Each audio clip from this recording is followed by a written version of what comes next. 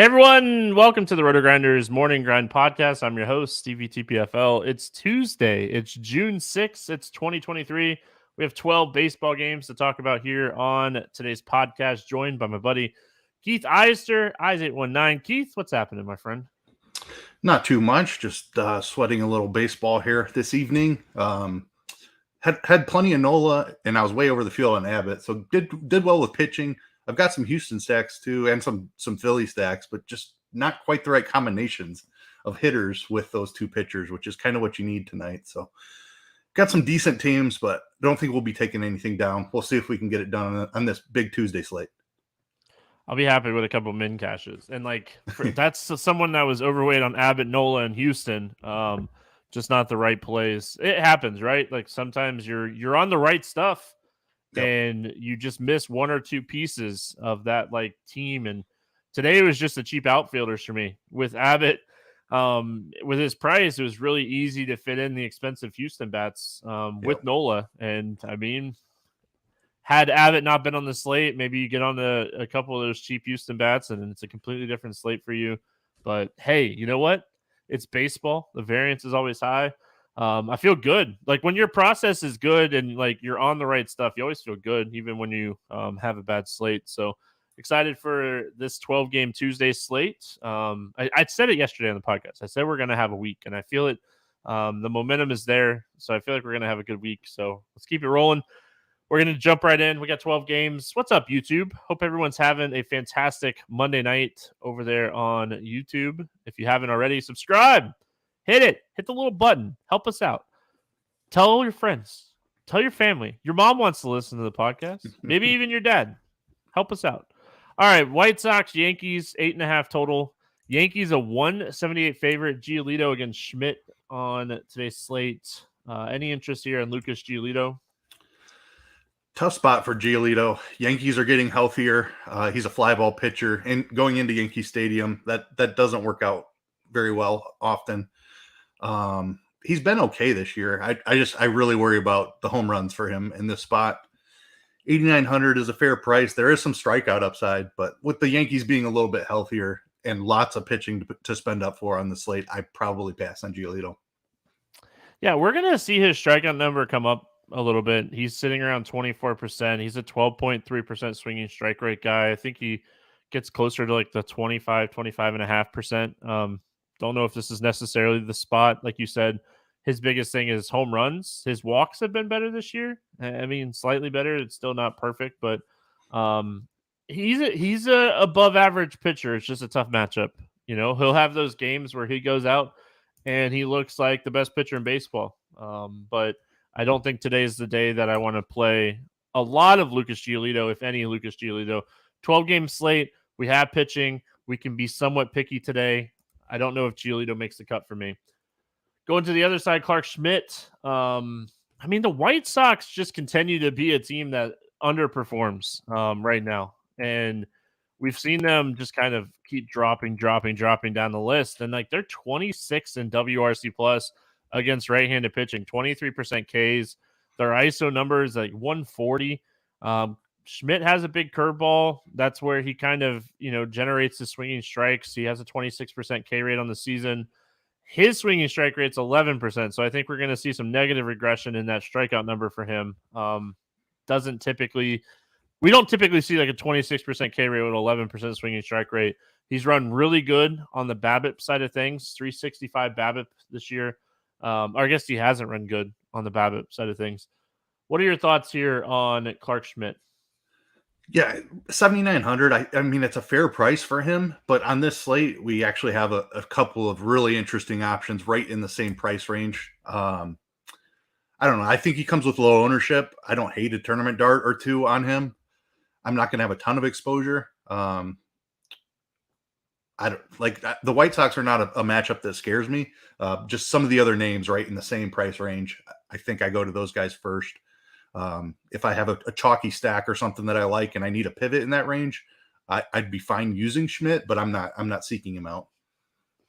He is a guy that I think is in your player pool in your first type of build. And whether you want to limit your pitchers or something, maybe he doesn't end up in your final player pool for pitching. The White Sox have struggled big time. He's someone that's capable of 5 or 6 good quality innings. He's not going to go out and throw like 110 pitches, which pretty much limits his ceiling to about 25-ish, 26-ish points. But on this slate, like 7,900, 20 plus points, I don't think any of us would complain about that. So again, I think it's one of those things where he's in my player pool. We'll see if he ends up. His advanced numbers look really good. He's generating ground balls, not getting blown up. So I think he could pitch well here against a White Sox team that's struggling. Speaking of White Sox, let's talk about these bats. Any interest here in the White Sox? I don't think so. I think Schmidt's a decent enough pitcher. They're not going to make my list of teams I'm stacking today. Trying to find some home runs, maybe. Eloy's price is coming up a little bit finally, but he's still 4,500. Don't mind him as a power bat. Prefer lefties really against Schmidt. Benintendi's cheap.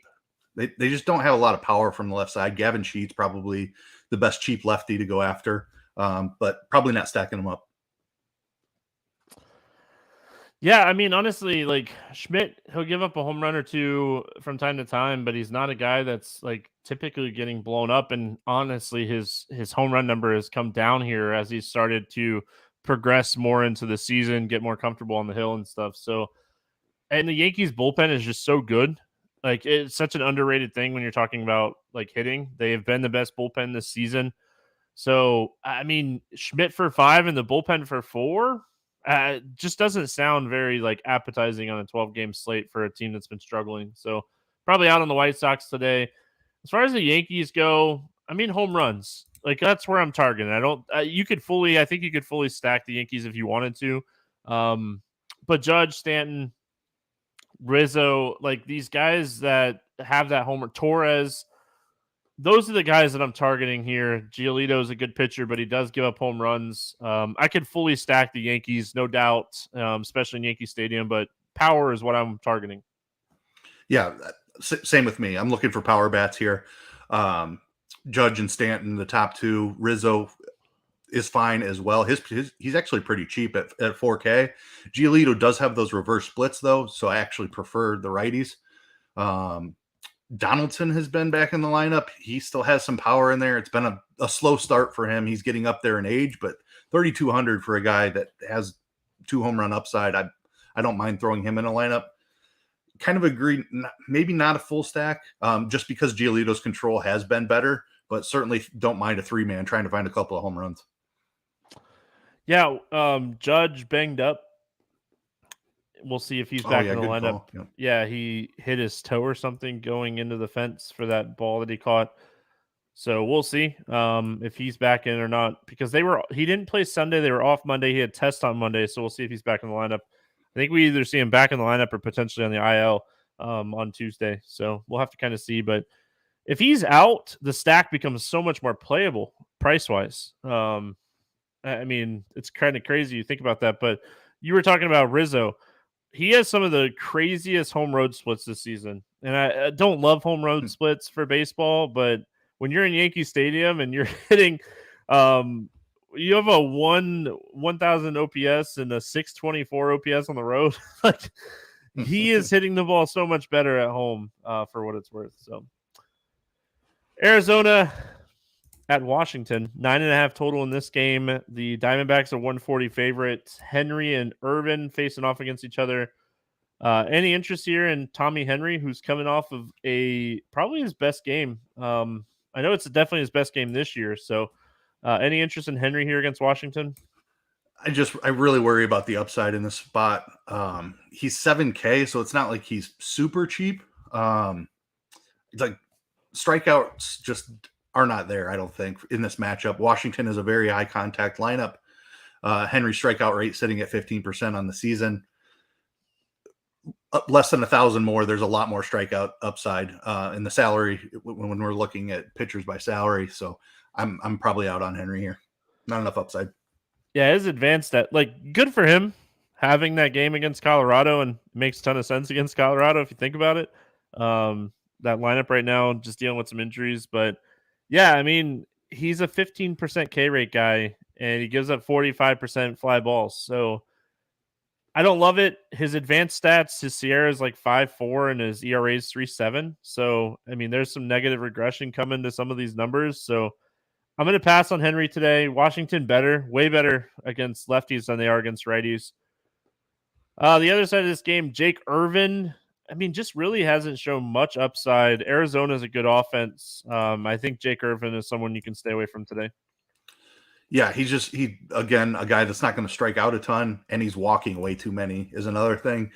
Arizona's been solid, like you mentioned, so I'm out on Irvin also.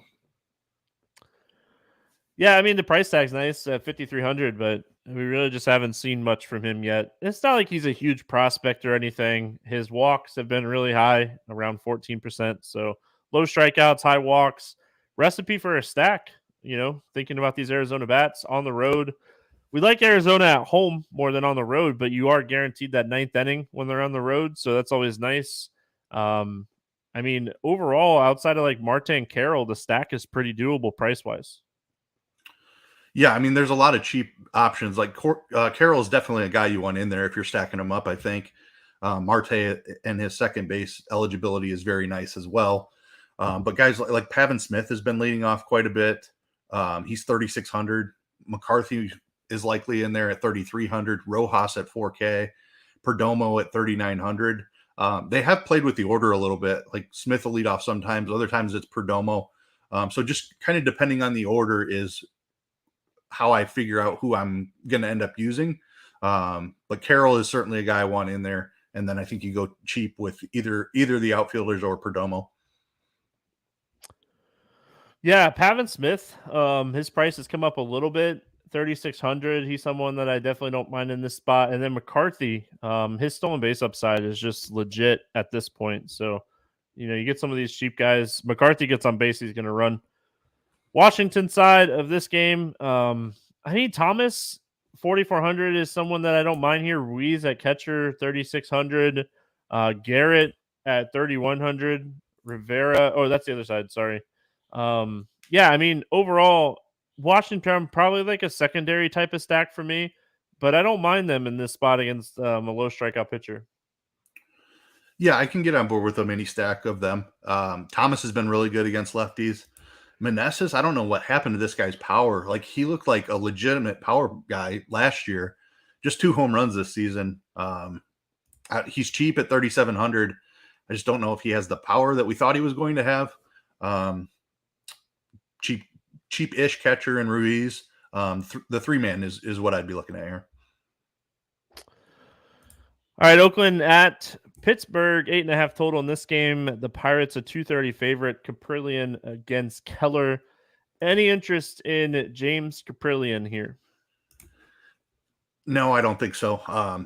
Again, a really cheap price tag, just not enough strikeout upside. He's been at 20.9%. Too many walks for him too, though. He's over 12% on the walks.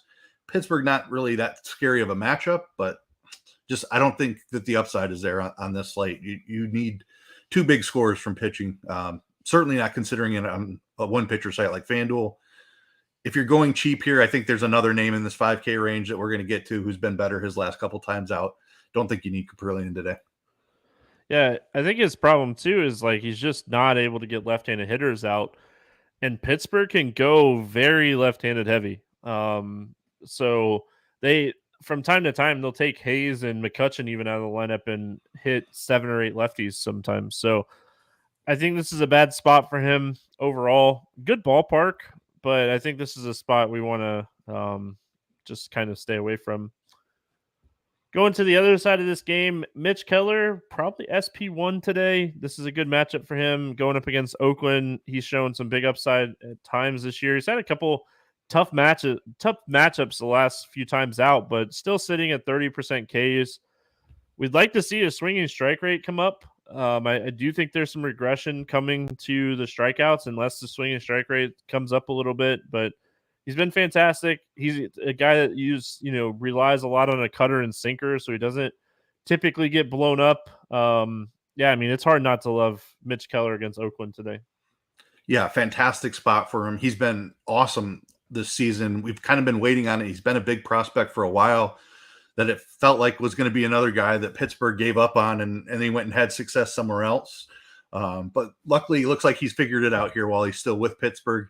Awesome matchup here against Oakland. He's really figured out the walks too. That was a problem for him the last couple of years. Top pitcher on the slate.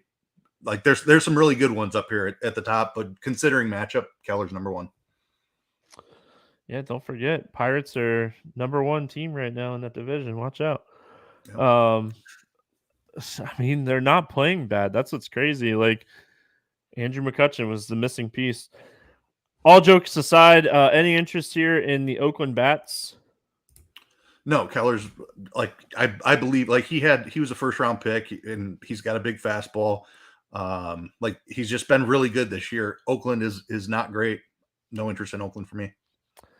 If anybody, it would be Ruiz for Oakland just because of his stolen base upside. Keller has struggled with that in the past. I don't think it's been as much of an issue this year as it has been in the past. He's kind of just put his whole game together. Maybe he was a guy that benefited from the pitch clock, just pitching more efficiently and not like thinking about it as much. But yeah, I think that cutter is new too this year for Keller, which has really helped him against lefties quite a bit. Yeah, really relying on the cutter against lefties, still throwing the sinker a ton against righties. So honestly, you look at his advanced stats and he just needs to scrap the changeup. It's terrible. Pittsburgh bats here. I mean, anytime you get a team against Oakland, you have to have interest. They are like no joke teetering on like historically bad numbers for bullpen. This is one of the worst bullpens we've ever seen. Pittsburgh, the prices are interesting. Swazinski at 3K would probably be my favorite hitter from Pittsburgh here just because of like what he opens up price wise. What are your thoughts on the Pittsburgh bats? Yeah, I definitely have some interest. Reynolds is an awesome hitter. It's tough paying 5K on a team that you don't think of as having a ton of upside, but Reynolds does have that upside. He would be my favorite, obviously. And he's pretty easy to fit in when you use some of these cheaper guys as well. Sawinski is a great call. Castro at 3,600. He's better against lefties, but I don't mind him in this spot if he's in the lineup. Bay is a guy with some speed upside as well. Fills the second base position. Marcano is a guy who's been cracking the lineup. He's still near minimum price. Great Another call. speed guy. So yeah, you fit Reynolds in, and then I probably just stick to three of them. More of a mini stack just because I'm worried about the upside, but Reynolds is easy to fit in if you go with like Sawinski and Bay or Marcano. Yeah, they've really been playing like matchups with Castro and Marcano. Marcano has been getting the started against righties, and Castro's been getting started against lefties. So I love that call. 2,100 comes into this game with a 233 ISO, 360 WOBA, and a 13.5% K rate against a guy that can't get left-handed hitters out. So love that call. I think he's actually like one of the best value plays on the slate overall. Love the price, especially if he's back up in that leadoff spot. Then definitely. Oh yeah. I mean, I like the little three-man here. Swazinski, Marcano, and Reynolds. You use two outfield spots, so it'd have to be a team that you're like a stack you're targeting more of like the middle infielders on a team. But I mean, it definitely opens up Keller. We'll talk about, Brown and Gaussman and these guys when we get there, but it definitely opens up Keller if you are like me and you have Keller ranked number one today. It's going to free that up. All right, let's get into one of these pitching games. We got Houston at Toronto, 8.5 total in this game. Blue Jays a 140 favorite. We got Brown against Gaussman. Hunter Brown, really kind of disappointed last time out, in my opinion. Just didn't like the strikeouts were there, but he just couldn't. It was weird. He couldn't miss bats, but he was missing bats. It was an interesting start. Any interest here in Hunter Brown at 10-3 going up against Toronto? I always have interest in the strikeout upside.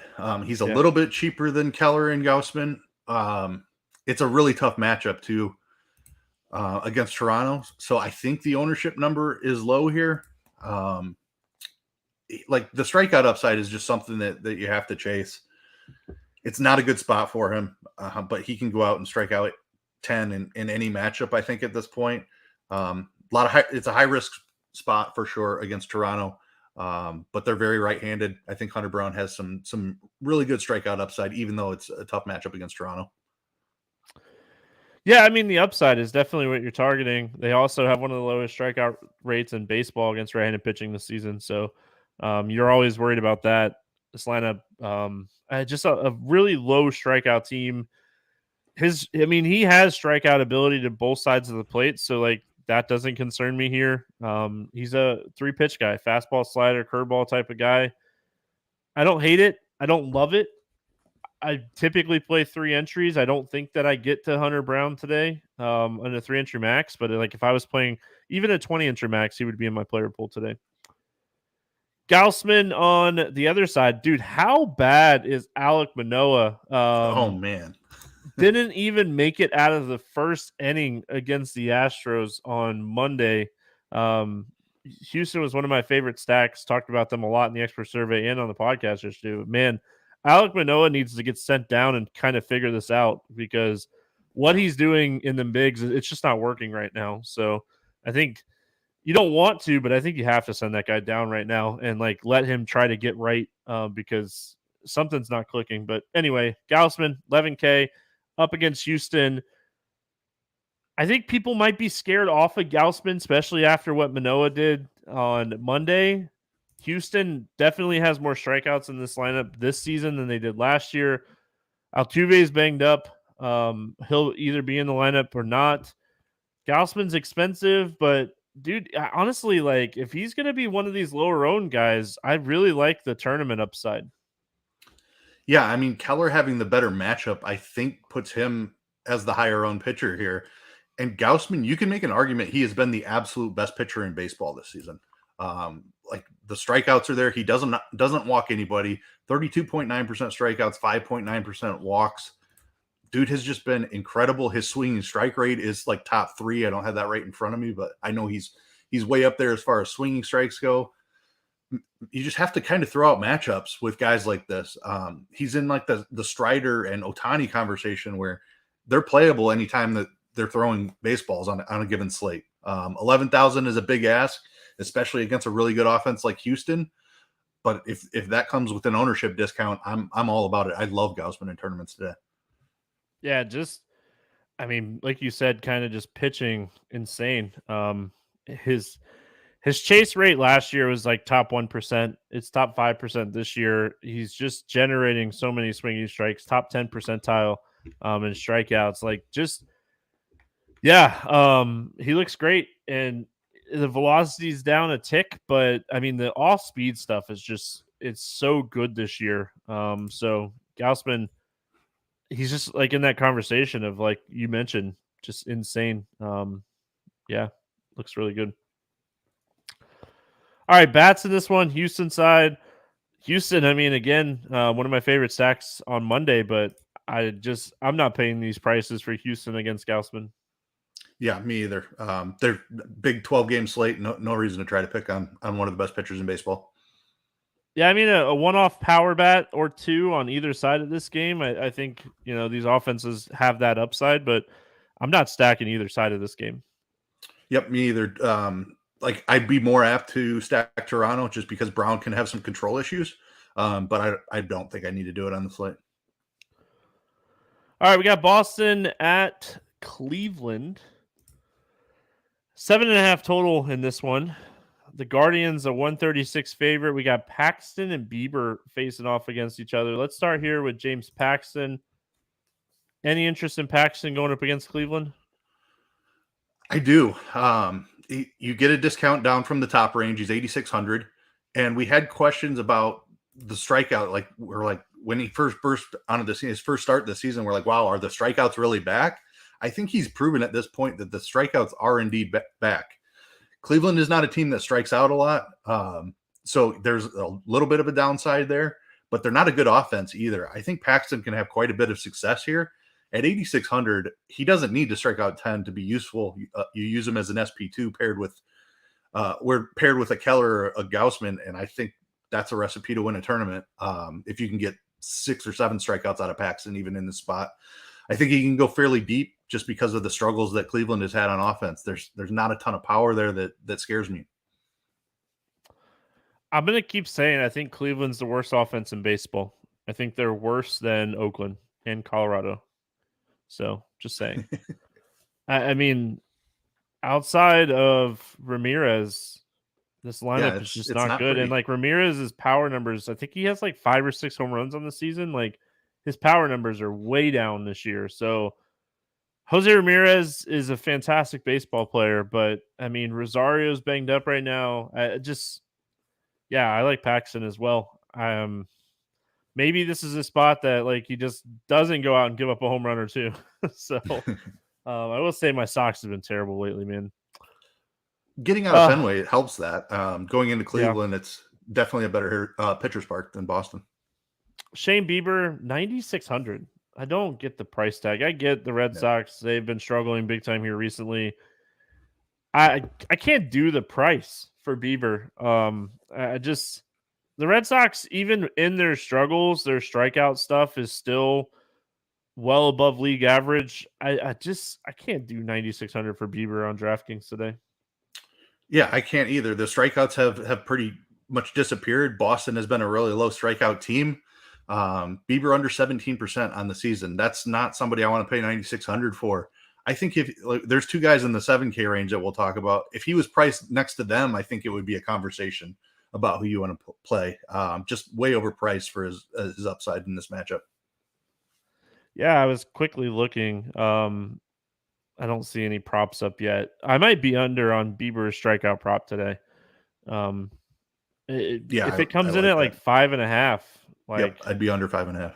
Yep. So I think that 4.5, I probably don't bet it, but if it's 5.5, I'll take the under. On Bieber today. All right, bats here. Listen, I respect Bieber. I could play Yoshida or Devers. Verdugo, his price is getting a little bit too high. Duran, I think, is okay at 3,800, but he's kind of slowed down. The whole Red Sox offense is slowed down. What are your thoughts on the Red Sox bats? Yeah, really no interest for me. It's just Bieber's strikeout stuff that he's still a really good pitcher. He's just not missing as many bats. The control is still phenomenal. I don't have any interest in Boston. Cleveland side, who do you play? Like that's the problem, right? Like they are like their second best hitter is probably Jimenez. It's lefty. I don't think I want to mess with that. This is the reason that like we have interest in Paxton. If you want to target a under 3K catcher, you could take Zunino, who has power. I'm not touching Cleveland today. Yeah, just one name. If he's in the middle of the order again, Gabriel Arias as a cheap one-off that could hit a home run. That's about the only guy, honestly. I don't want to pay up for Ramirez probably. I'm definitely not stacking him. All right, let's get this game's fun. All right, we got the Dodgers heading into Cincinnati. Huge ballpark upgrade here. 10.5 total. Dodgers highest implied team total on the entire slate. I don't think. Well, it's because we don't have a line out for the Rockies Giants yet, but 10.5 total here. Gosselin against Weaver. Any interest here in Tony Gonsolin?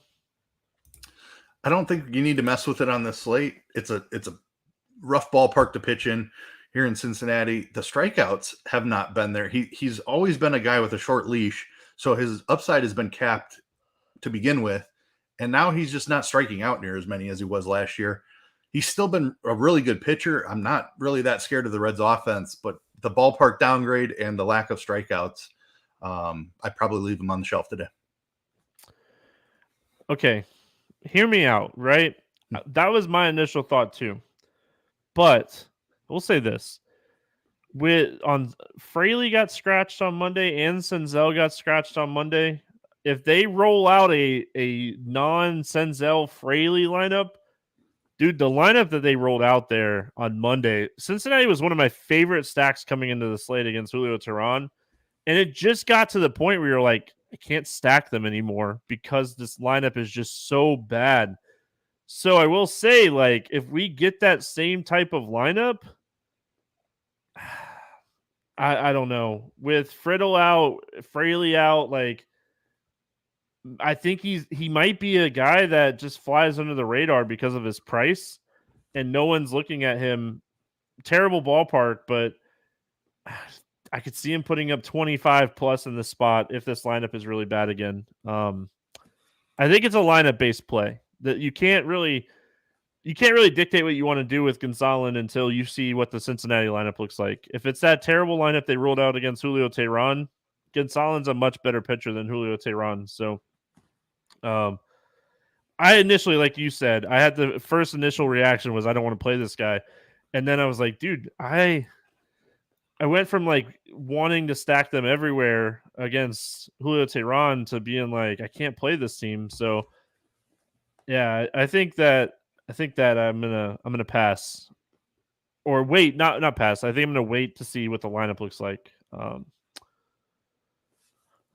Luke Weaver, other side of this game, not doing that.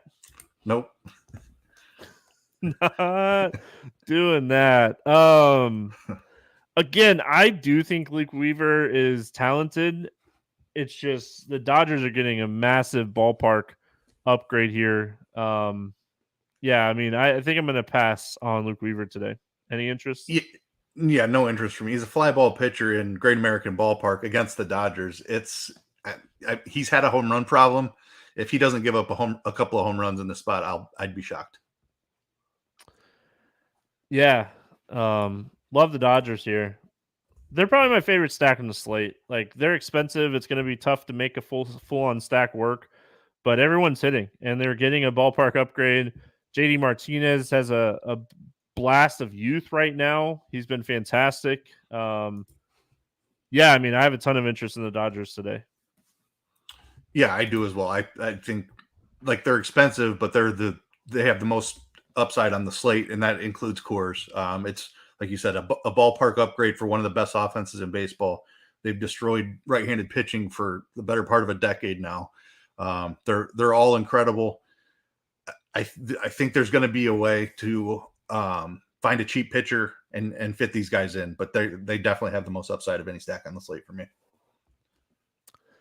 Cincinnati bats, again, I mean, if the lineup looks like it did yesterday, I have no interest whatsoever.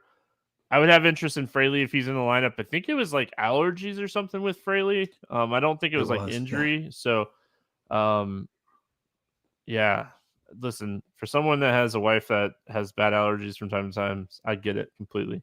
And it usually doesn't go away in a day. So we'll see if he's in the lineup or not. But I honestly, like, outside of Fraley, I don't have a ton of interest. Like, India, not a ton of power. He's a good contact hitter. Don't hate it, but don't love it here on a 12-game slate. Steer has shown a little bit of power. Don't love him righty. I mean, Fraley, some interest, but overall, not a ton of interest. And that's what, like, the conversation go back to Gonzalez, because there's just not a lot of upside in this lineup right now. Yeah, I mean, Gonzalez is a good enough pitcher where I don't think I'm paying these prices for the Reds. If they were a little cheaper, I might take some shots because I love the ballpark. But the guys you want to play are the expensive guys. Like, India's over $5K. McLean and Steer just feel a little overpriced at $4,500 against Gonzalez. So I don't see myself stacking Reds. Fraley would be my favorite option as well if he's in the lineup, but not a stack that I love. Could talk me into a 3-man or 2 in my lineups if Fraley does play. Yeah, it's gonna be tough to talk me into that. We're still in the early 7 o'clock games. It's so wild. This slate's wild when you look at it. Outside looking in, there's so many 7 o'clock games Eastern time wise. Keith, you're gonna be chilling at the end of the night because Yeah. You're gonna be watching like pre-dinner games. Yeah. These games are gonna be done by the time you get dinner. What an interesting slate, like, time wise. So all right, kick off the new year with new gear built to last. Our friends at Shady Rays have you covered from the sun to the slopes with premium Polaroid sun shades, customizable snow goggles, and much more. Shady Rays is an independent sunglasses company that offers a world-class product that's just as good as any expensive pair we've worn. Durable frames and extremely clear optics for outdoor adventures. That's not all. Shady Rays offers the most insane protection in all of eyewear. Every pair of sunglasses is backed by lost and broken replacements. If you lose or break your pair, even on day one, they told us they will send you a brand new pair. No questions asked. Wear your Shady Rays with confidence because they have your back long after your purchase. With Shady Rays, you can look good and feel good. To date, they have donated over 20 million meals to fight hunger with Feeding America. If you don't love them, exchange them for a new pair or return them for free within 30 days. There's no risk when you shop with Shady Rays. Their team always has your back. Exclusively for our listeners, Shady Rays is giving out their best deal of the new year. Go to shadyrays.com and use code RotoGrinders for 50% off 2 or more pairs of Polaroid sunglasses. Try for yourself the shades rated 5 stars by over 200,000 people. All right, we're moving on. We're going to stay in these 7 o'clock games. We got a couple more. Mets and Braves. Oh, baby. You get the Mets out of Citi Field, and I always love him. Always. 10 total in this game.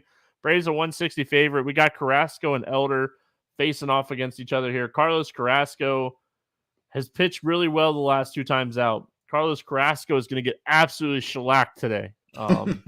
Don't play Carlos Carrasco. Okay, so hear me out. Nope. If you want to, I'm not listening. If you want to play Dodgers, if you want to play Dodgers and one of the elite pitchers, he is $5,900. He is a much better pitcher than $5,900. If we wouldn't have seen the last 2 starts out of him, I would completely agree. He's not right. You can't do it because he seems to have turned. The K's are still not there. He's still fallen off quite a bit from his prime. Don't get me wrong. The Braves are an absolutely elite offense. He gets the massive ballpark downgrade. I completely hear what you're saying, but of the pitchers 6K and below, he's the guy I would choose. You only do it to spend all of your salary on Dodgers and elite pitching. But that's about the only way you can make it work. So I'm not necessarily endorsing playing Carrasco, but I do think he gives you a unique lineup build that is very interesting. Sure. No, okay. So I could tell. No. Okay. At the end of the day, I respect what you say because we've been working together, and I respect what you have to say, and I understand what you're saying. If you look under 6K, the options are atrocious, and I hear you on that. Like, I'm probably finding a little bit extra money to play, like, take a shot on like a Schmidt or a Gonsolin, Freddie Peralta. We talked about some of those cheap bats in Pittsburgh. There's a couple other teams that have some cheap bats as well. I think that's where I go over Carrasco.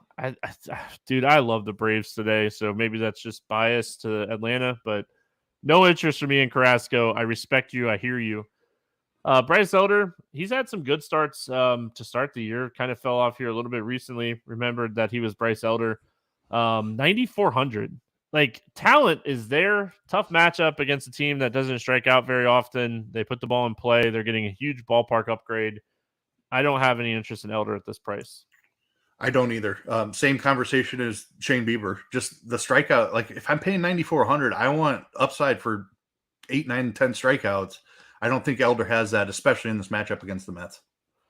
You're giving up too much when you're paying that price tag for someone. You're giving up too much for them not to go out and have a bunch of strikeouts. So that's my biggest issue.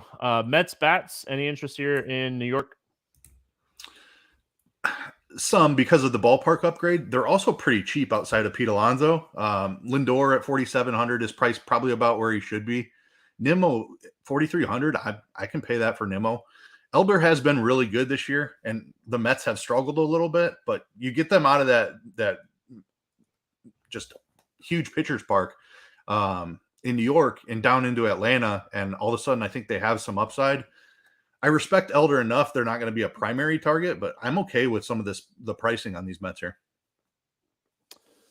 Yeah, I mean, I think the Mets are one of those like secondary stacks that make a lot of sense. Anytime they get outside of Citi Field, I have interest in them. Beatty is still cheap at 3,200. McNeil at 3,500. These guys, they're so, the ballpark that they play in is just so tough that anytime you get them on the road, their numbers are going to go up. Lindor, Alonso, the dude has 21 home runs, and 9 of those have been in Citi Field. If he's playing in any other ballpark this year, he's probably sitting at 24, 25 home runs. He's having a year. So, Braves, I love the Braves stack today. I think they're a fantastic stack. They're a team that I have a ton of interest in. we're trying to get off course. There's two really bad pitchers in course today. Really bad pitchers in course today. So we're trying to get off course. I think the Dodgers and Braves are two of my favorite teams to pivot off of course. What are your thoughts on the Braves today? Yeah, I mean, I said you could play Carrasco, but that's strictly a price thing. I'm definitely far prefer the Brave side of this. You and I have been talking about how good of an offense they are all season long. Love this spot. Like Carrasco, I think he's about an average pitcher. That's not going to work very well against an elite Braves offense most of the time. So totally on board with the full stack of the Braves. It's just it's an excellent spot for Atlanta. Yeah, it's tough for me not to have a lot of interest here in the Braves. All right, Baltimore at Milwaukee. I think this is one of the most interesting games on the entire slate today. 8.5 total. The Brewers are a 130 favorite. Gibson and Peralta going up against each other. Kyle Gibson, he's had some good starts in tough matchups. He gets a Milwaukee team that definitely strikes out, middle of the road to bottom end offense against right-handed pitching. Like, I really think he's playable today. You were talking about Carrasco, and I think both pitchers in this game have upside, and they definitely both have downside. I don't want to sit here and say they don't, but I think Kyle Gibson is someone, when he's pitching well, they give him 95 plus pitches, which can equate to 7 really good quality innings if he's pitching well, and 20 to 25 fantasy points. We saw him have a ceiling game against Detroit. I think he put up like 30 something fantasy points. I don't think that's likely here. I like him to go like 20 plus, and we're like 7 or 8 games through this slate now, and it's like, all right, pitching a little bit of today. I think Gibson is just playable in tournaments. I don't disagree. I think he's playable. I think that I try to find, like, I think I would play Gonsolin ahead of Gibson. I definitely would. I would too. Okay. Yeah, I mean, I don't see myself getting to Gibson. I like Peralta a lot better on the other side. The guy in the last game of the night is in the same price range, and I would much rather play him as well. Gibson just doesn't have the strikeout upside that I think Peralta and Musgrove, who we're going to get to, have on this slate. So I think I leave Gibson on the shelf. I'm not afraid of Milwaukee, but they are a lot better against righties than they are against lefties. And it's just the lack of strikeouts for Gibson is what's giving me pause. No, I completely understand it. Like, I'm not going to sit here and argue with you. I'm just saying, like, if we're in this mid-tier range for an SP2, I think he's playable today is all I was kind of getting at. Yep. But I agree with you. There's still some guys we're going to talk about. Yes, this is a Flying Squirrels hat. I was finally starting to go through my boxes of my office renovation, and I've been messing around and finding my minor league baseball hats. So they're coming. Nice collection of minor league hats. I do. If anybody doesn't know that about me, I love minor league baseball hats. But I went to buy one, not to get sidetracked, but I went to buy one yesterday. The Tortugas had a really cool like pink and like green one that I really liked. And shipped from 20 minutes from my house to my house, it was like $48. Like, all right, I hope they have it at a game because I'm not paying $50 for a hat. Stubborn. I'm so stubborn when it comes to that stuff, but I can't justify $50 for a hat. Anyway, Freddie Peralta, other side of this game. I mean, this is a guy that has really been struggling here recently, but you look at the matchups: Toronto, San Francisco, Tampa, St. Louis, the Dodgers. Like, this dude has not had an easy matchup in over a month. I think this is a spot, not saying Baltimore is by not an easy matchup by any means, but I think this is just a spot where you're like, maybe he can put it together and have a big game here. Yeah, I'm interested. It's been a rough go for him, but you just read through. I mean, those are some of the best offenses in baseball. Baltimore is not an easy matchup at all. They don't strike out a ton, but Peralta, when he's on, has really good strikeout stuff. The other thing is his recent struggles are baked into the price here. He's a 9K pitcher when he's right. I don't love the matchup. Baltimore's not a high strikeout team, but Peralta is a better pitcher than 7,700. So very much in play. I think he he's a perfect price for an SP2 on this slate. Musgrove is the other guy I really like in this range as well. So I'll play the ownership game with those two guys a little bit, whichever one looks to be more popular. I'll probably go overweight on the other. But Peralta is very much in the conversation for me today. All right, Baltimore Bats. I think they're a stack or fade team. I think that you're stacking, hoping that, Peralta might just continue to struggle. His advanced numbers look good. He's been better against lefties than he has against righties this year. A little bit of a reverse splits pitcher, but I mean, this is a guy that has over a 12% swinging strike rate. He has the stuff. He's just had tough matchups. Tough matchup after tough matchup. I can't speak. I think if I'm playing Baltimore, it's a stack for me. Yeah, I agree. He's a guy who can have control issues, and that's something that we always like to target. Pricing on Baltimore, like with Mullins out of the lineup, that's the other thing we didn't mention when talking about Peralta. Mullins out of the lineup really weakens this lineup. Like Henderson's banged up right now too. Yeah, I mean, I don't know, like the more we talk about it, I was probably leaning Musgrove going into this, but just breaking this down, looking through this Baltimore lineup, I'm even more interested in Peralta, and I was already pretty interested. Playing against him, I don't think I find a full stack here. I like Austin Hayes at his price of 3,800. Rutschman is one of the best catchers in baseball. You can always play him. I don't like a lot else beyond that. Like, there's no chance I'm playing Aaron Hicks against Freddie Peralta. Frazier just doesn't have enough upside for me. And then, like, Mountcastle's priced appropriately. Santander, Mateo, I don't mind Mateo. I can get there at 4,300, even if he's buried in the lineup. So maybe it's if Rutschman's in down the order, and then Mateo and Hayes, maybe a little 3-man, but definitely not one of my favorite stacks. It's probably not anything more than a mini stack for me. Milwaukee side here against Gibson. I think Tellis is playable. I don't think I want to stack against Gibson here. It's just more of like maybe a 3-man stack for Milwaukee today. And honestly, I don't even love that. I could see using some pieces here, but one of the reasons that I have interest in Gibson is the Milwaukee lineup is just another lineup that's just not great. And Gibson has allowed 1 home run over the last 5 starts, and only one time this season has he allowed one or multi-home run game. So not even typically a guy I like to stack against in general. So, and the Baltimore bullpen's been like a top 5 bullpen this year. So yep. I just don't have a ton of interest in Milwaukee today. Yeah, I don't really either. And it's as much the pricing as it is Gibson. I don't mind stacking against Gibson. I think he's an average to slightly above average major league pitcher, but Yelich is priced up, Tellez is priced up, and there's just not a lot else in the lineup outside of those guys, especially with Adames on the IL. Yeah, I mean, I don't think I find a stack here because the two guys I want to play are 4,900 and 4,700. St. Louis at Texas, 9.5 total in this one, 150 total. We got Liberatore going up against Dane Dunning. Any interest here in Liberatore going up against Texas? I was really excited for Liberatore after what he was doing in AAA this year. But what they have done to him since he's been called up, I don't understand what's going on. He has not pitched since May 26th. Is that right? It's 10 days. Mm-hmm.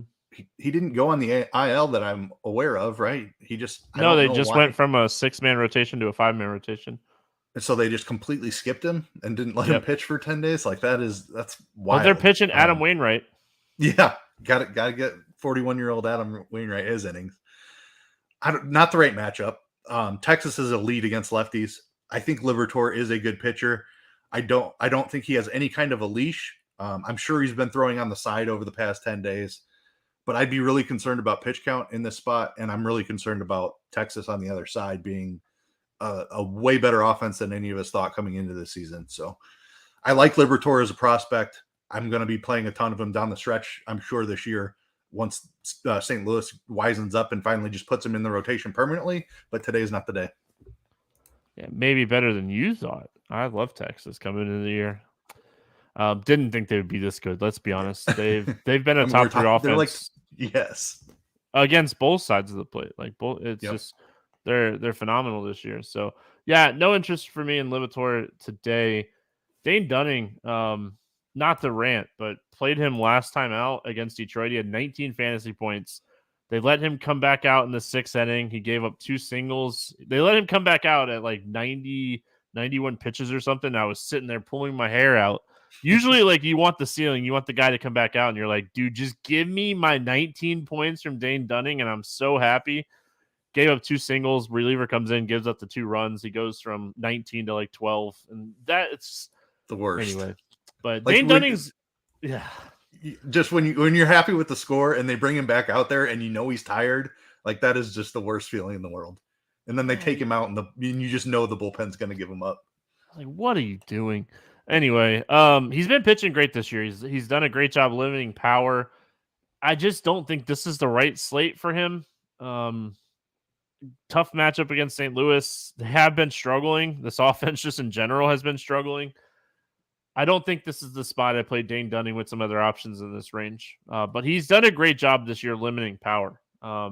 Again, like, he gave up singles. He didn't give up home runs. Do you want to guess how many home runs he's given up this year? I'll go 1. 0. Nice. 0 home runs in 48 innings. Yep. So done a great job limiting power. I just don't think this is the spot you want to play Dane Dunning. I agree. St. Louis is a really good offense. Despite recent struggles, they're going to get it figured out. There's just too much talent with the St. Louis bats. I respect Dane Dunning. I like it's strikeout upside, and it's a tough matchup against St. Louis. Don't think I need him on the slate. I don't think you need to stack St. Louis today. Just like, you look at the prices on the Cardinals, they're in that range of like Dodgers, Braves. And I think the Dodgers and Braves have so much more ceiling. Like, we just got done talking about Dane Dunning's allowed 0 home runs this year. He's done a great job limiting power. His ISO is under 50 this year. So 50, like 0.50 ISO this year. It's fantastic. So I think this is a spot I might put the Cardinals on the shelf. If you're playing like 150 lineups, I think you have a stack of or 2 or 3 of them. But if you're playing like me, you're playing like single entry, 3 entry type stuff, I don't think this is a spot you play them today. So I'm in complete agreement about like a premium stack, like Goldschmidt, Arenado, Gorman. I'm not interested in any of those guys, but they are going to have some really cheap options. If you want to pair a couple of these cheaper guys, like they just called up Lucan Baker. He's 2,500, big time power prospect. Jordan Walker, big time prospect. He's 3K.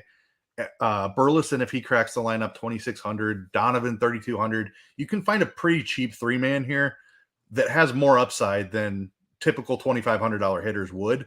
So I like, just because Yepez is another guy who has big power, who's 2,300. Like, they have big power bats who are really cheap here. But yeah, not a full stack for me. A couple value bats. I think you can play them. Other side of this game, Texas. I like the Texas stack way more than I like the Cardinals stack today. They might be like that stack that you pivot off of Coors and the Dodgers and Braves. Again, they've been a top 3 offense this season. Mitch Garver back in the lineup at catcher at 4,300 today against the lefty. He's been hitting ever since he came back. So, yeah, I mean, I like this spot a lot for Tech. Garver is going to be a huge, like, the Texas team, man. They're getting healthy. They're going to be a really tough team to beat down the stretch. Garcia Young has been fantastic this season against left-handed pitching. If Duran is in there, he's been great against left-handed pitching this year. So a really good spot today for Texas. Yeah, I completely agree with you. They are really expensive, but like you said, that's going to leave them completely unowned on this slate, I think. Like, people paying up are going to go Dodgers first. A ton of people are going to be going to Coors, but they have elite upside in the spot. Liberatore, I'm not sure what the leash is going to look like. But yeah, great spot for Texas. Heim, just a guy you didn't mention that has been really good against lefties as well. Yeah, I mean, I'm with you there. I'll be full stacking them for sure. All right, we're rolling. Now we get into St. Louis, or not St. Louis, San Francisco in Colorado. No total in this game. It's more of because we were waiting for like what the Giants are going to do, but it sounds like it's going to be Manaea pitching long relief today against Colorado. Lamet starting for Colorado. I'm not touching this long relief situation for the Giants today. You can't do it. Mania is really cheap, but sometimes he goes 4 innings when he comes on in long relief. Sometimes he throws 1. So you can't trust that he has any kind of a leash. He's in Coors Field. He's had strikeout upside this year, but you can't do it not knowing how many innings or how many pitches you're getting out of him. Nelson Lamet on the other side is one of the worst pitchers in baseball in Coors against a team that smashes right-handed pitching. Don't play him today. Correct. Okay. Not going to try to talk you into that one. Yeah, don't overthink it. Even like the Giants are banged up and they're missing some people right now. Don't do it. Don't fall for that trap. Yeah. Giants bats. I mean, depending on who's in the lineup, we could get a really, really cheap lineup today for the Giants. Yeah, so Jock Peterson's going to be back. He's expected to be activated off of the IL today. He's 4,100. He's one of my favorite hitters on the entire slate. If Yaz is back in there, it was like side tightness. He didn't play Sunday. They didn't play Monday. He should be back in the lineup if it's nothing serious. And then Conforto was dealing, I think it was like a heel injury. The Giants are just underpriced for one of the best, if not the best, matchups on the slate. They're a top end stack today. It's just, I mean, they're not as highly owned today because we do have the Dodgers in a great spot. We do have the Braves in a great spot.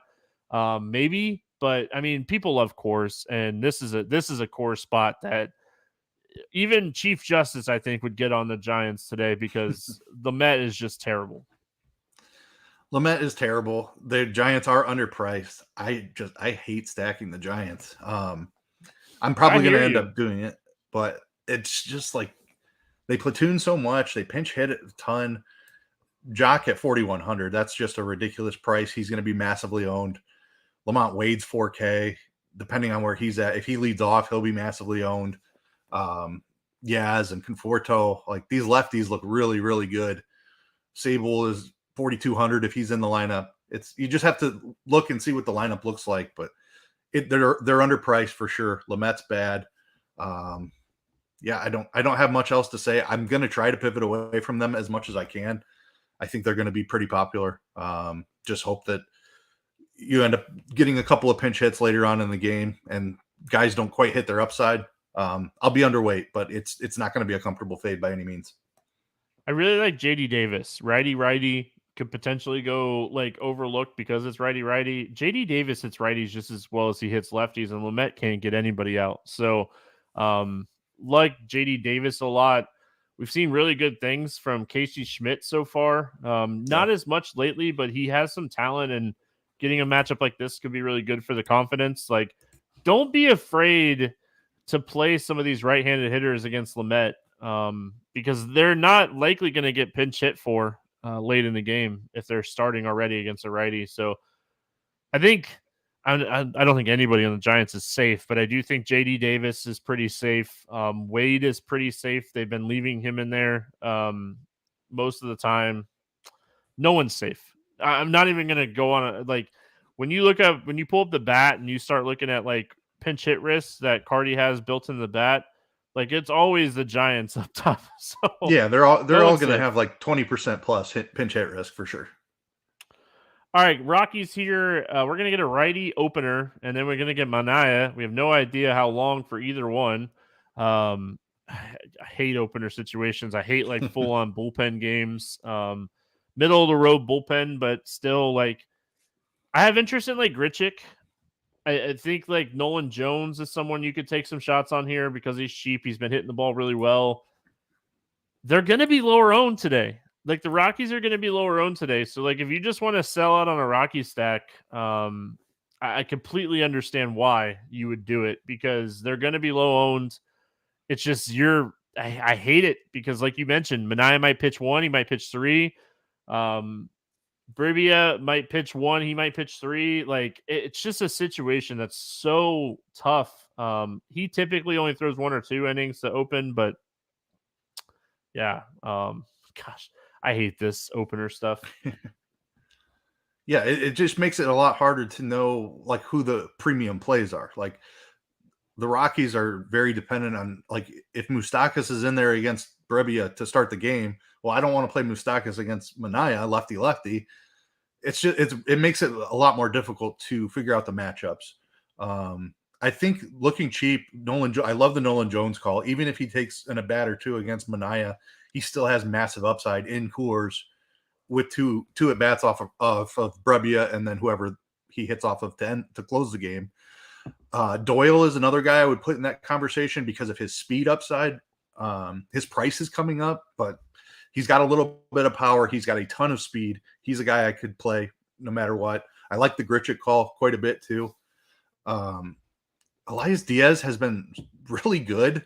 The price is just tough to swallow. But he has had a great season. I don't know.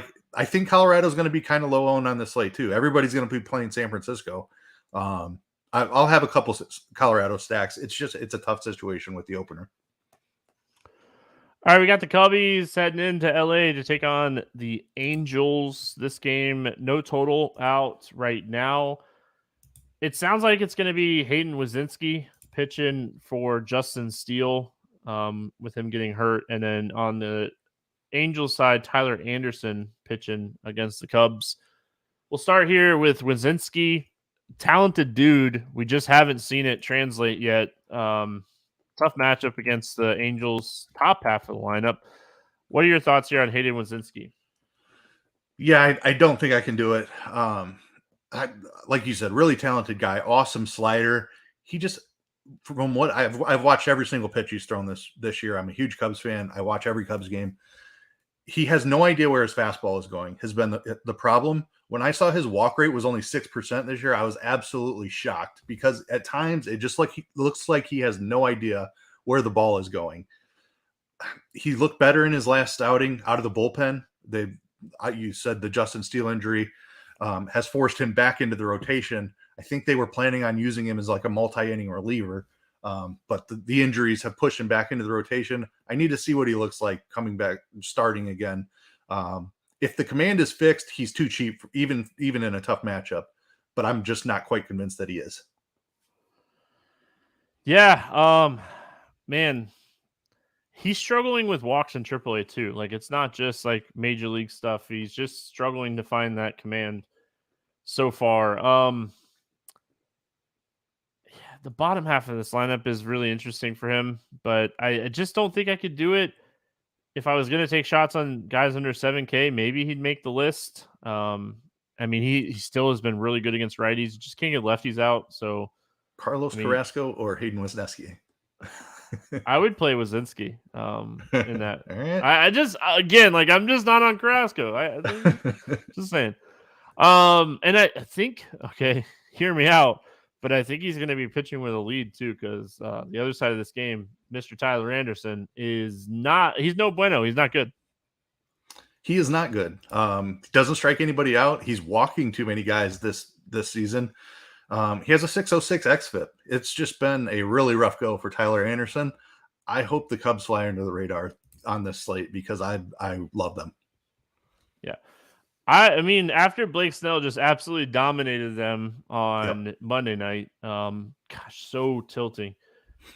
I hate when listen, I love when Blake Snell does this because next time he goes out, he's going to be so massively chalky again. I watched before we jumped on the podcast. Obviously, Blake Snell was getting, I'm not exaggerating, at least 6 to 8 inches off the outside corner. He had like 3 called strikeout lookings in the first couple of innings. David Ross ended up getting tossed, the manager, because the strike zone for Blake Snell was just massive. I know, like, he dominated the entire game. I'm not taking that away from him.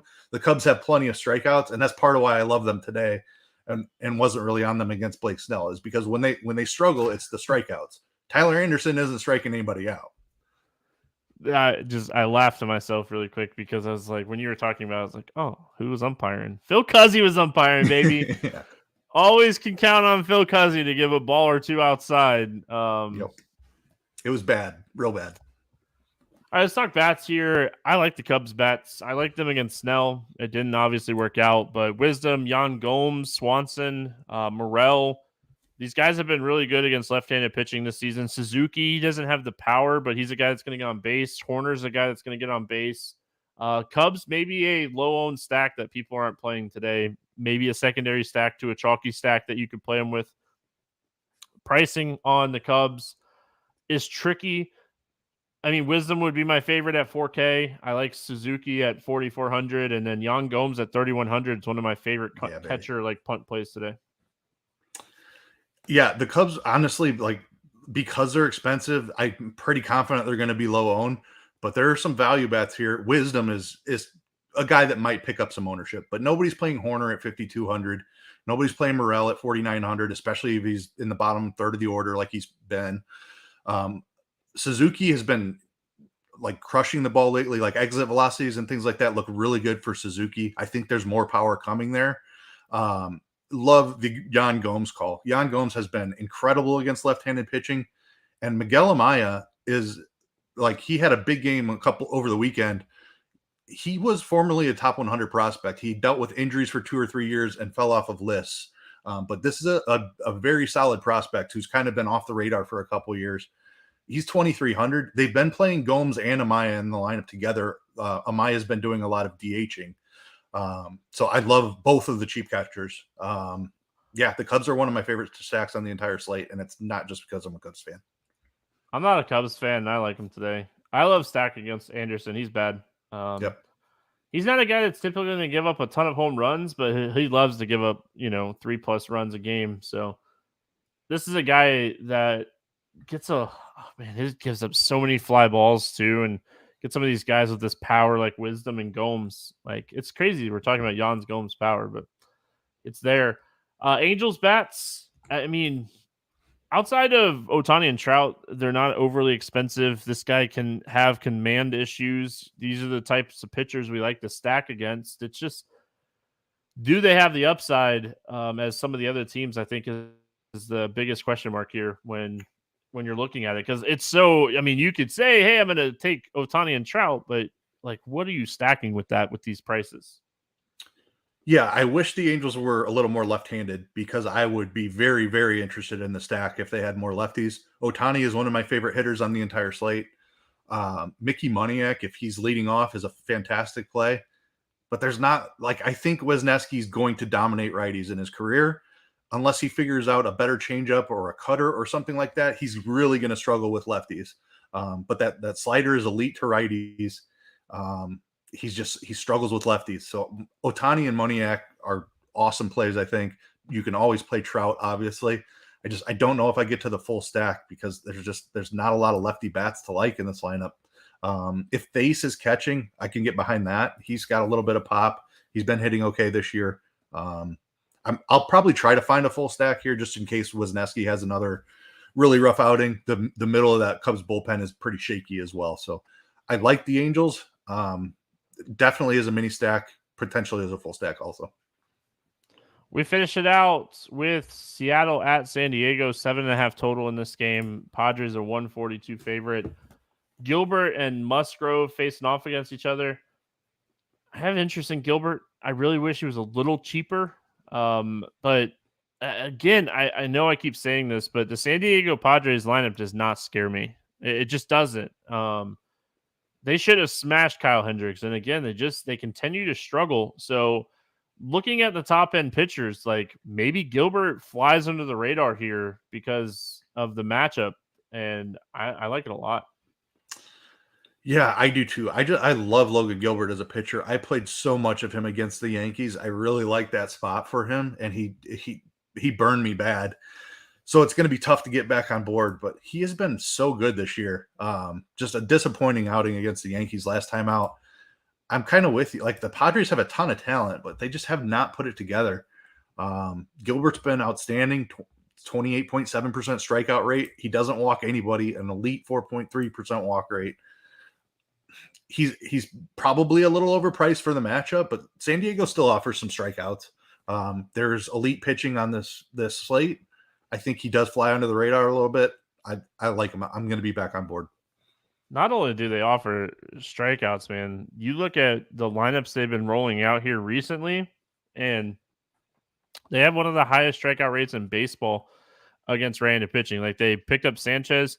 It's a 44% K rate since they've signed him here.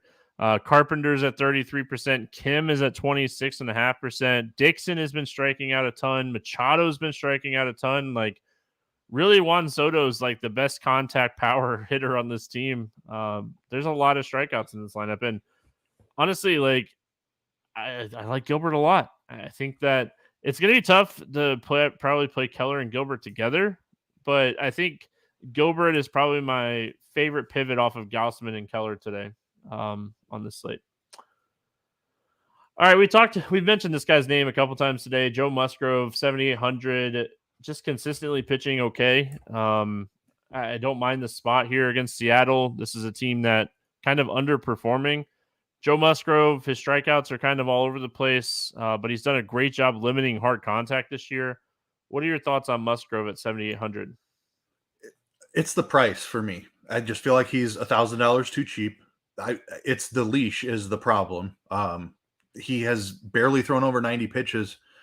He's thrown 97 in 2 starts. He has not thrown over 90 pitches in any other start this season. I don't know why they're being so cautious with him. I know he was dealing with an injury to start the season, and he got a late start. But I really thought they would have built him up. In the past, he's been a guy that had a really long leash. For whatever reason, they're being extra cautious with him. But it's baked into the price. At 7,800, same conversation with Peralta. He's a better pitcher than his price tag. I don't need 10 strikeouts out of him at 7,800. I think he does have upside for that in this matchup. Seattle has struck out a ton. They have the 3rd highest strikeout rate in all of baseball. They're a scary offense. I think there's a lot of talent in the Seattle offense. But like you said, they've been underperforming a little bit, and there's a lot of strikeouts here. I think Musgrove will be pretty popular, and I'll be keeping an eye on that. Like I said, I'll play the ownership game with him and Peralta a little bit. But yeah, I just think Musgrove is too cheap for the spot. All right, let's talk bats in this game. Any interest in the Seattle bats? I mean, I don't love it. I'm going to be playing a ton of Musgrove more than likely. You can always play Kelnick. Good to see him breaking out. You can always play Julio Rodriguez. Amazing power and speed combination. Not going to be a full stack for me. Yeah, I mean, outside of those 2 guys as one-offs potentially, not a ton that I love here. Yeah, Seattle teams that's been kind of ice cold here recently. Their strikeouts have gone through the roof. They're below average in WRC plus now against right-handed pitching. And just with Musgrove's, I mean, excellent hard to soft contact ratio. Not a ton of interest for me in Seattle. Mention the names that I would have probably mentioned as well. San Diego, I mean, I don't have a ton of interest in the Padres today. Like, if you're stacking them, they're expensive. And I mean, I would pay up for the Braves or Dodgers or Texas or Chicago before I would pay up for these guys today. Yeah, no interest in San Diego. I know the Yankees got to Gilbert a little bit his last time out, but I believe in the talent. I think he's made some real adjustments this season that have taken him to another level. No way I'm paying premium prices for San Diego. All right, let's play the morning grind game, and then we'll get out of here. Favorite pitcher under 8K to get 6 or more strikeouts. Who do you got? I'm going Musgrove. We just talked about him. Great matchup for strikeouts against Seattle. I like it. I'm going to go Freddie Peralta. I think there's some strikeout upside there. And yeah, I'll hit it. Over 8K to score under 15. Who's your bust today? Give me Lucas Giolito. Just a tough park for the home run problem that he has. Hopefully if Judge is not in the lineup, I might take that back. But as of right now, as long as Judge is in there, it's a tough spot for Giolito. Can I say John Brivia? kind of cheating, right? All joking, don't play that guy for what it's worth. Don't. Yeah. But all joking aside, I think this is a spot that I'm just kind of off of Bieber. I don't like Shane Bieber's price. I don't love the matchup against the Sox. He's a guy that's capable of putting up 15, but I don't think he's a guy that's capable of like 25 plus today. Give me Gilbert for sure over him today. All right, over 4K to hit a home run, not in cores. Who do you got going yard today? Give me Max Muncy. Dodgers and Great American. Should be a good time.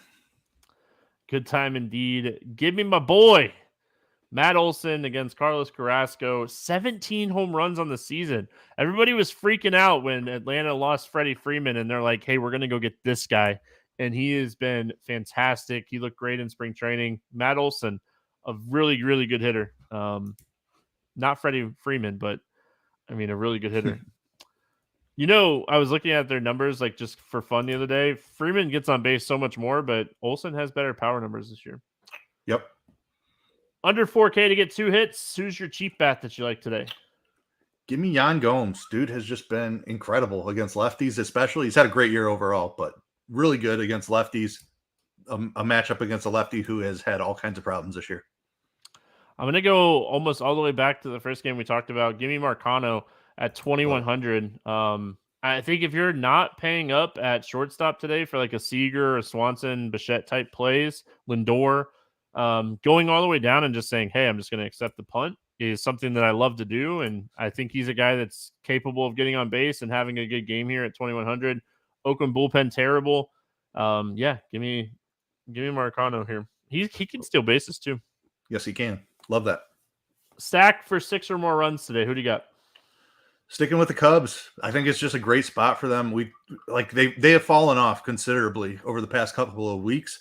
They still line up really well against left-handed pitching. And Tyler Anderson just has not shown any skills whatsoever this season. I love this spot for the Cubs. I mean, I'm not going to take the cheat code and say Dodgers or Braves. I like them a lot today. Don't get me wrong. We stay away from cores. I am going to go a little off the board today. I feel like a team that might just kind of get overlooked today, but give me Arizona going up against not going up against Tommy Henry, going up against Irvin. I like Arizona a lot today against Washington. We talked about them way early in the podcast, but love this spot for them today. Keith, we did have a question in chat, and I haven't even looked at, but they were curious if we like the under 4 runs in the first 5 innings for the Minnesota-Tampa Bay game today. That must be a 640 game. It is. It's Varland and Eflin facing off against each other in Tampa. Man, that's at first thought I probably wouldn't bet it. At first glance, I probably wouldn't bet the under. But I mean, if you're passionate about it and you have reasons why you like it, I'm not going to sit here and talk you off of it. But at first glance, it's not one that I would bet.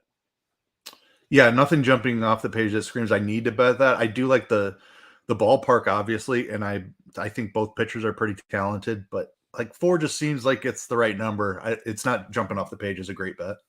And we had longtime listener, first time catching Morning Grind live. Thanks for hanging out. We appreciate it.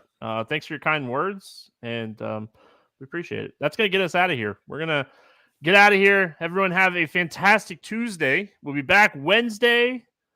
Have a good one. We'll see you then.